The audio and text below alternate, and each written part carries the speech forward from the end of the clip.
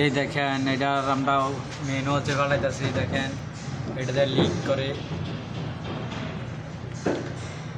পুরোটা দিয়ে লিক করে দেখে আমরা মেনু হচ্ছে, এরপরে গিয়ার বক্সের সিল সহকার অটোমেটিক গিয়ার সিলটা সহকার আমরা পাল্টাইতেছি। যেমন ধরেন এটা তো আর করার মতন সিস্টেম নাই, বুঝছেন। এটা গিয়ার বক্স খুললে তারপর আমরা সিল পাল্টান যায়, ম্যানুয়াল সিল পাল্টান যায়।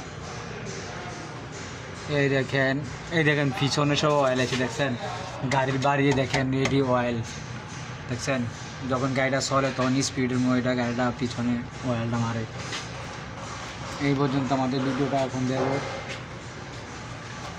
আল্লাহ হাফেজ, থ্যাংক ইউ।